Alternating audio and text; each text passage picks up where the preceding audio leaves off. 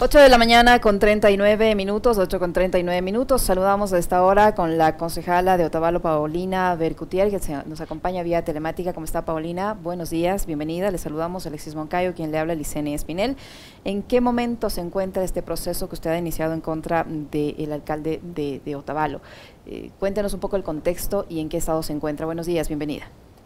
Buenos días, un saludo cordial para usted, Licenia, y también para Alexis, un saludo cordial a todas las personas que esta mañana nos escuchan. Saludos, El caso, Paulina. el caso que vengo denunciando desde hace 3 años, desde el 15 de mayo del 2019, se encuentra en una nueva etapa. Efectivamente, desde el 15 de mayo, en la primera sesión municipal, donde pues hice la denuncia, hice también el pedido de que se respete el derecho constitucional que tenemos las mujeres ecuatorianas para una representación paritaria, en este caso en el seno del Consejo Municipal, fue sancionado a través de una serie de actos discriminatorios que me han impedido cumplir mis funciones como mandataria electa por votación popular. Eso lo he venido denunciando desde ya más de 3 años y efectivamente vemos, como sucede mucho en este momento en varios ámbitos en el Ecuador, no existe una tutela efectiva de los derechos políticos de las mujeres y existe una ausencia del Estado en sus distintas pues, instancias para poder responder. Es así que, bueno, yo he hecho varios procesos, unos procesos de observancia que han sido llevados adelante por el Consejo de Igualdad de Género. También he activado un pedido para una acción de protección por parte de la Defensoría del Pueblo y en este momento me encuentro activando en el caso ya de buscar justicia a través del órgano que administra justicia en lo electoral, que es el Tribunal Contencioso Electoral. Es así que el día de ayer he presentado ya pues una serie de documentación que busca demostrar todo lo que yo estoy denunciando hace varios años y que se ciña a lo que está establecido en el artículo 279 del Código de la Democracia, 280 del Código de la Democracia, que tipifica todos los actos y omisiones que son ejercidos por una persona, por un grupo de personas o por, en este caso, por el mismo Estado en su versión local para restringir, impedir, limitar, anular que nosotras las mujeres políticas en la representación tanto local como nacional podamos efectivamente realizar nuestro trabajo. Paulina, qué gusto saludarle, buenos días. Para que la gente entienda mejor, y yo también, claro, para estar absolutamente con toda la información y el contexto, cuéntenos cómo se origina el problema y cómo se da, porque digamos, estas son cosas que se repiten a diario en la política de este país, como para tomar conciencia también. ¿Qué fue lo que pasó? ¿Qué es lo que originó el que usted presente esta denuncia en contra del alcalde de Otavalo? Bueno, creo que como mujer política voy a decir que nosotras enfrentamos un continuum de violencias, ¿no? Que retomando el lenguaje que tienen los abogados y el lenguaje de derechos humanos, es decir, que existen sí ciertos elementos que catapultan como situaciones de mayor violencia, pero en general es un continuo que vivimos las mujeres en la representación política por los estereotipos de género que no nos conciben como figuras de autoridad, primero, y después también por los estereotipos que tenemos alrededor de nuestra militancia. En este caso, yo soy una política que afirma, además de mi pertenencia étnica, como Quichua Otavalo, también me sitúo desde el feminismo y creo que eso hace que también las violencias y la violencia política en este caso se manifiesta de manera distinta. Lo que realmente en el caso como concejala gatilla pues y catapulta esta serie de situaciones de violencia que yo he vivido es justamente el 15 de mayo donde se produce la elección y nominación de la vicealcaldesa, vicealcalde del Cantón Otavalo. Recordemos que el artículo 317 del COTAD establece que el principio de paridad, y en ese caso pues yo propuse en esa sesión que fue pública en el parque de Otavalo, de que se pueda respetar este principio y de hecho nominé a una colega concejala y en ese caso, pues el alcalde de Otavalo decidió de que con su voto dirimente eso no se daba y pues a partir de ahí, por esa afirmación firme, por esa, digamos, de esa postura que es coherente, bueno, yo hago política y creo que una de las principales cosas que uno tiene que tener en el ejercicio político, al menos discursivo, si uno quiere transformar en algo estos imaginarios que nos tienen, digamos, bloqueados en lo político, pues es intentar y buscar siempre mantener esta coherencia respecto a lo que uno milita, a lo que uno dice y al ejercicio político en la práctica. Este hecho generó todas estas exclusiones, es así que fui excluida de casi todas las comisiones municipales, no tengo acceso a ninguna comisión, presido una, que es un poco, digamos, algo fantasma porque no me dejan activarla, porque obviamente me dicen que tengo que activarla solamente si tengo la disposición del alcalde. Imagínense lo que es esto, cuando por algo se tiene la separación de poderes entre el poder legislativo y el poder ejecutivo. Funciona como en lo nacional, lo local, es decir, el alcalde representa el poder ejecutivo y los y las concejalas representamos este contrapoder que de alguna manera es el ejecutivo, el legislativo local. A partir de eso he sufrido pues un sinnúmero de violentaciones, sobre todo lo que establece el artículo 57 del COTAD, que dictamina que los y las concejalas en ejercicio de nuestras funciones tenemos que debatir, tenemos el derecho a voto, tenemos el derecho a fiscalizar, tenemos el derecho a ejercer nuestra facultad también legislativa. Todas estas funciones que están establecidas por la Constitución y por el COTAD se han visto coartadas en mi ejercicio de estos 3 años como concejala. Paulina, ¿qué dicen sus colegas? ¿Usted ha recibido respaldo de ellos? ¿Ellos no han podido intervenir a su favor? O sea, se supone que son un cuerpo allí, colegiado, que trabaja en función de una ciudad, pero ante este tipo de medidas, alguien más debería salir a defenderle, a apoyarle públicamente, porque lo que le pasa a usted le pasa a miles de mujeres. Es así lo que usted dice, Licenia, y por eso creo que a pesar de todo lo desgastante que pueden ser estos procesos, ir a un lado que no le respondan, ir a otro lado que no le responda, estar en varios espacios institucionales donde una tiene que volver a repetir N veces lo que es revictimizarse. Y bueno, hay que decir también, hay que hablar de las condiciones en las que nosotros estamos después de sufrir 3 años de un hostigamiento sistemático. Tenemos unas afectaciones en lo psicológico, en lo político, en la salud, un sinnúmero de cosas, pero a pesar de esto creo que es importantísimo porque creo que es la punta del iceberg de lo que vivimos la mayoría de mujeres, sobre todo en lo local y en lo parroquial. Creo que de alguna manera las mujeres que asumen representaciones político-electorales en los espacios nacionales, la exposición pública con los medios nacionales y su misma creo que designación de alguna manera les blinda con otras herramientas, ¿no? Creo que en lo local, donde se dan muchos más de estas relaciones, en el micropoder, mucho más los compadrazgos, mucho más de estos cacicazgos de familias que detienen el poder durante décadas, creo que las mujeres tenemos muchísimas más dificultades, ¿no? Entonces, respecto a su pregunta, efectivamente, la conformación de quienes han estado al inicio alineados al alcalde y ahora, después de 3 años, han cambiado. Es decir, que si bien tenía colegas que en el inicio, pues públicamente me decían de que soy ávida de poder, de que hago todo esto, lo que nos dicen a las mujeres cuando levantamos la voz, que solamente queremos y buscamos protagonismo político. Imagínense cuando uno habla sobre el respeto mínimo de los derechos, porque ahora me pasa a mí, pero esto le pasa a cientos de concejalas en el Ecuador y es mi obligación política y ética de efectivamente denunciarlo y buscar justicia, ¿no? Estas expresiones que han sido públicas, que desconocen absolutamente los derechos de las mujeres, se han transformado porque ya se han movido estas alianzas políticas y en este caso pues el alcalde también ha tenido concejales que en algún momento, cuando llevamos aquí en lo local la disputa por la paridad, que dicho sea de paso la ganamos en primera instancia y que ahora se encuentra como uno de los casos, digamos, a ser tomados por la Corte Constitucional, ahora pues ya han cambiado su posición, pero tampoco es que hay una expresión, digamos, de solidaridad, porque no hay un entendimiento. Es muy difícil, Licenia, Alexis, demostrar la violencia política porque está tan naturalizada, es parte como de la cultura política del Ecuador y en Latinoamérica y en el mundo, y por eso es que hay un descrédito tan grande de los personajes políticos. Sí voy a decir que tengo la actitud y la posición sorora de una sola colega con la que hemos estado luchando conjuntamente, que es la colega de otra línea política, una colega quichua de Pachacuti, que es la concejala Aida Marcillo, con la que hemos estado pues activando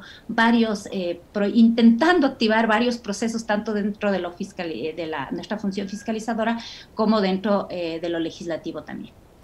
Y lo terrible, Paulina, es que existan mujeres que se sumen a esa tendencia de pretender normalizar este tipo de actitudes. Yo recuerdo cuando Radio Sucre de Vicente Arroba en Guayaquil a su retorno de Panamá le abrió los micrófonos de su estación a Abdalá Bucaram, Bucaram se le dio por insultar en cada programa a Marcela Guiñaga y a Gabriela Rivadeneira. Y en una entrevista yo le cuestioné sobre este tema, porque estaba en esa época María Paula Romo, ese personaje de ingrata recordación para nuestro país, como decana de una facultad de Derecho en esta ciudad, y una facultad de Derecho que se estaba especializando en temas de derechos humanos, y sobre todo con una visión hacia el feminismo y de tales, ¿no? Porque la señora se decía que era una feminista de izquierda. Y como andaba en esa época, disque de defensora de la libertad de expresión, María Paula Romo salió a defender a Bucaram y justificó diciendo lo que acaba de mencionar en este momento Paulina, que es parte del debate político. Entonces, como eres política, mujer, y como eres un personaje público, nadie te dijo que te metas a hacer política, pues si no estabas dispuesta a que un vulgar patán como lo es Bucaram te diga que eres una prostituta, narcotraficante, nalgona, ¿no? Porque eso era lo que decía. Entonces,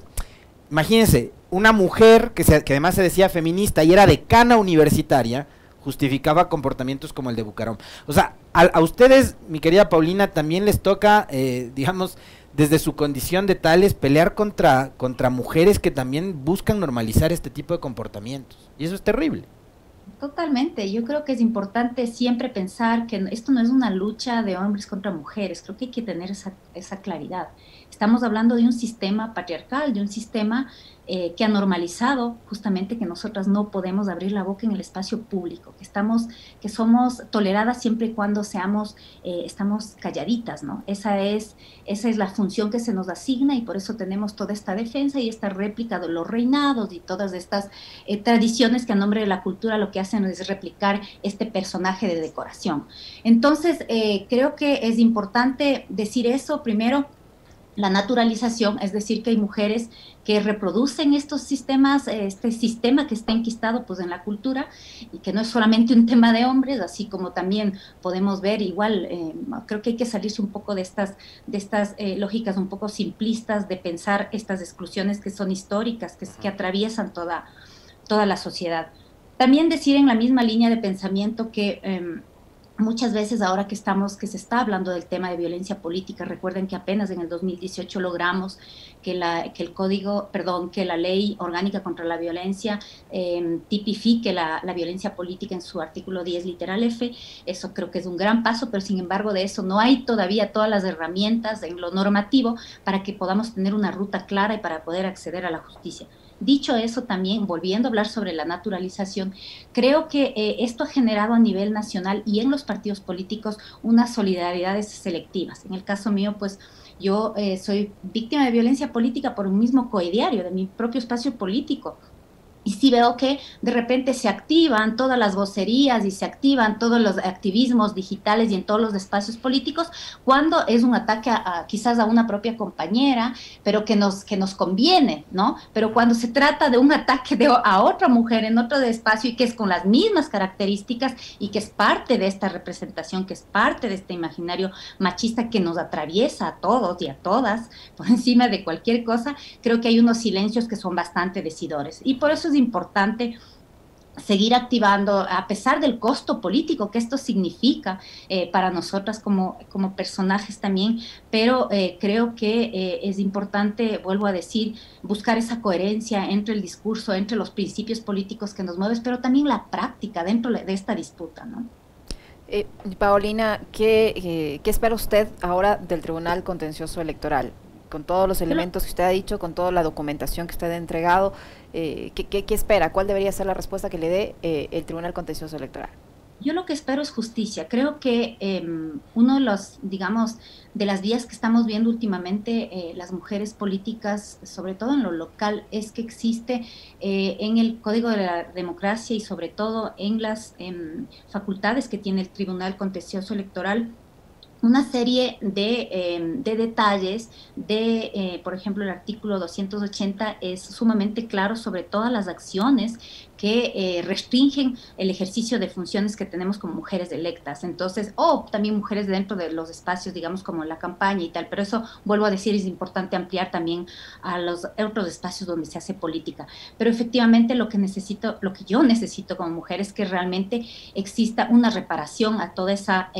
violencia que he vivido durante estos 3 años, que se cumpla con lo que dice la ley. ¿Y qué establece la ley? Es que esto se trata, la violencia política ejercida por un personaje electo como autoridad, es una sanción electoral grave que puede ir a la destitución, ¿no? Y yo necesito, además de eso, ustedes saben que en el tema de la reparación la justicia ecuatoriana no es muy amplia, pero en todo caso quisiera tener esas disculpas, quisiera ser reconocida, quisiera sentirme en seguridad, quisiera poder cumplir con ese mandato tan grande que me dio la gente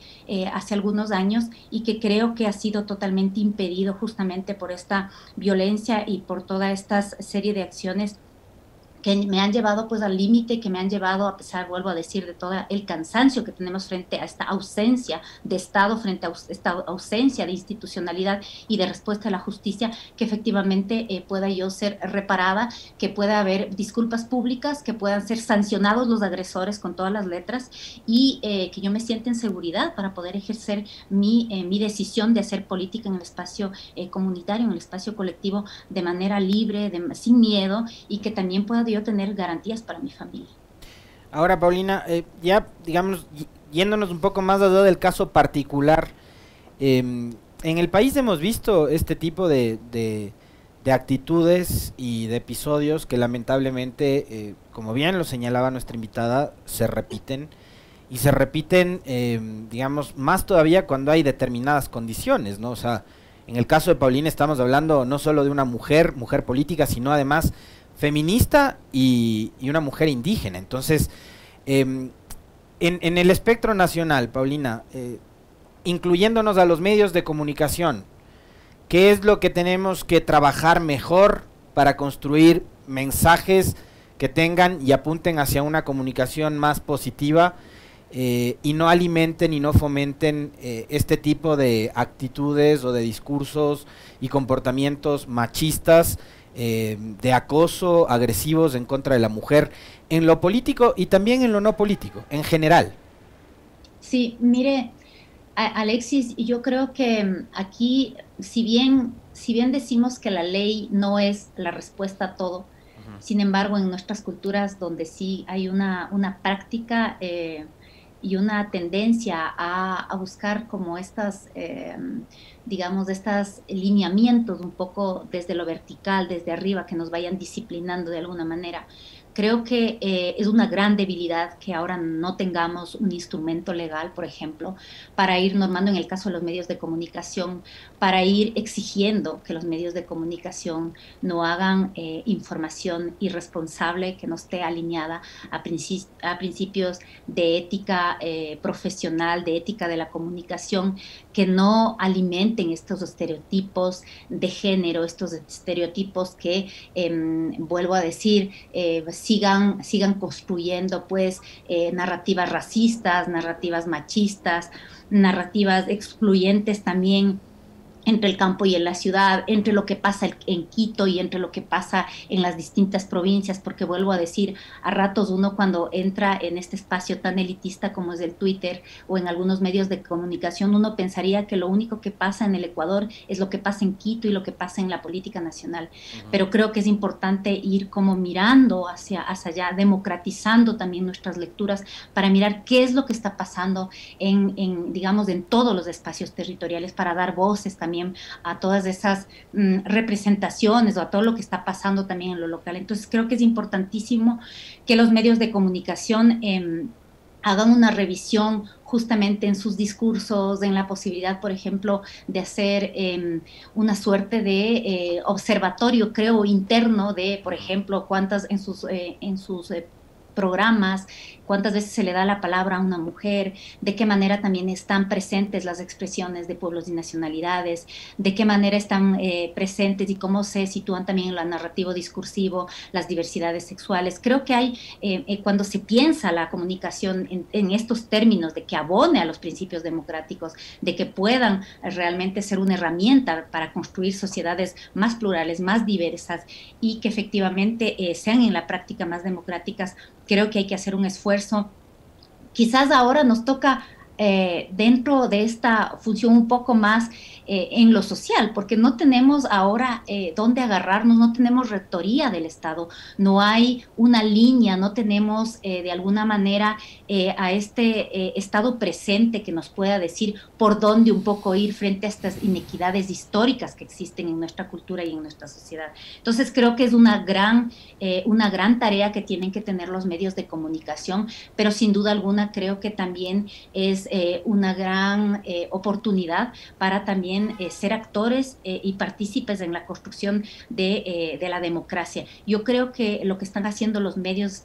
comunitarios, los medios digitales, los medios no hegemónicos, los medios alternativos, justamente es en esa línea, cuestionándose hacia adentro, frente a esta ausencia también que existe de normativa, frente a esta ausencia de institucionalidad, porque eso es lo que finalmente está buscando, ¿no? El nuevo poder hegemónico, que no haya ningún referente y que sea el poder del Estado en lo comunicacional que vaya, digamos, pautando, que vaya imponiendo esta lógica absolutamente irrespetuosa, absolutamente, digamos,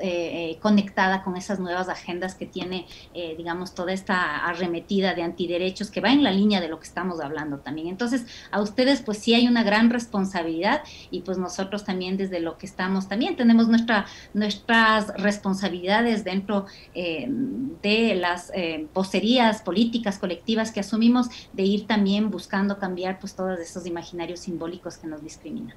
Muchísimas gracias, Paulina, por su tiempo, por habernos contado este caso. Paulina Bercutier, concejala de Otavalo, que ha estado con nosotros, muy amable. Muchísimas gracias. Gracias, Paulina. Gracias.